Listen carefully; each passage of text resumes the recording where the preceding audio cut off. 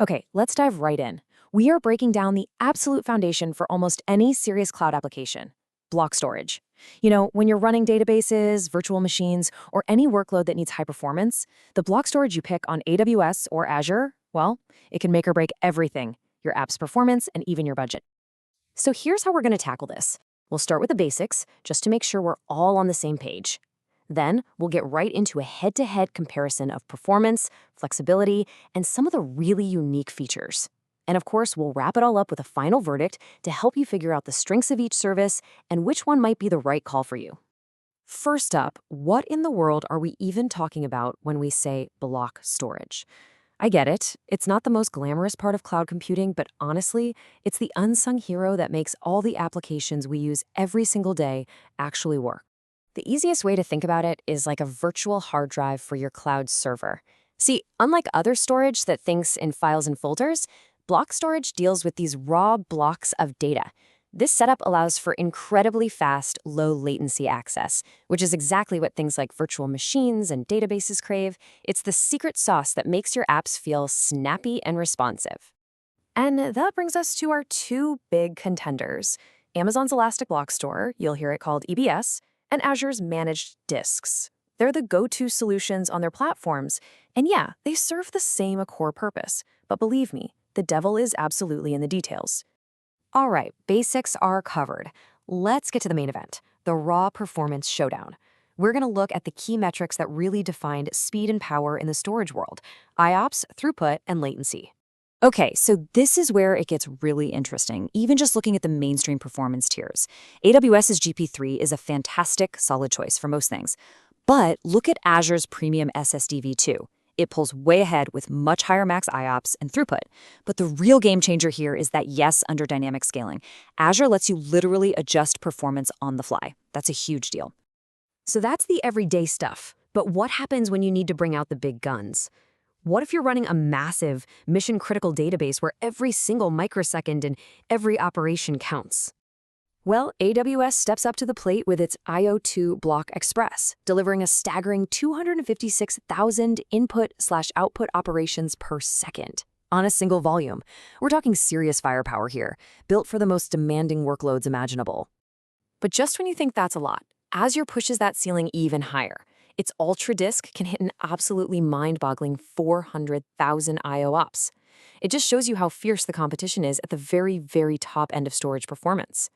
Now, what's really important to see here is that while the max IOPS numbers are different, when you talk about raw responsiveness, latency, both platforms deliver incredible sub-millisecond performance at their peak.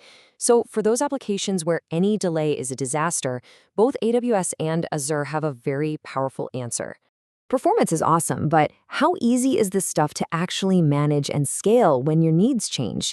A powerful engine is pretty useless if it's impossible to steer. In terms of sheer size, it's a dead heat. Both platforms can give you massive 64 terabyte volumes, more than enough for pretty much anything. But that real difference, once again, is in the dynamic scaling. Azure's ability to tweak performance on its top-tier disks without any downtime is a huge, huge differentiator. And this quote just nails it perfectly. Just imagine you have an e-commerce site, and it's Black Friday. With Azure, you could just crank up the database performance for a few hours, and then dial it right back down, all without ever taking the site offline. That is a massive operational advantage. But, and this is a big but, it's not all perfect. You have to know about some of the practical limitations with Azure's super flexible Premium SSD v2. For instance, you can't use it as your main operating system disk, and its integration with essential services like Azure Backup and Site Recovery, well, it's still a work in progress. These are the real-world trade-offs you gotta think about. Okay, let's look beyond just the core specs of speed and size for a minute. What other unique features, what little tricks do these services have up their sleeves that set them apart? So both platforms give you a way to share one storage volume across multiple virtual machines at the same time. And this is absolutely critical if you're building applications that need to be highly available. The idea is simple. If one server fails, another one can instantly take over because it has access to the exact same data on that shared disk. So to see how this all plays out in the real world, an independent report actually benchmarked a really demanding SQL Server workload on both AWS and Azure. This gives us a peek beyond the marketing slides and into how these platforms really perform under pressure. And the results from this particular test, well, they were pretty striking.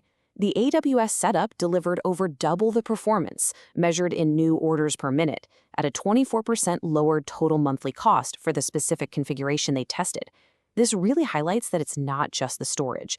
The combination of the virtual machine and the storage can lead to wildly different outcomes in both performance and price. So after looking at the performance, the flexibility, the real-world tests, what's the final takeaway? Which one should you pick?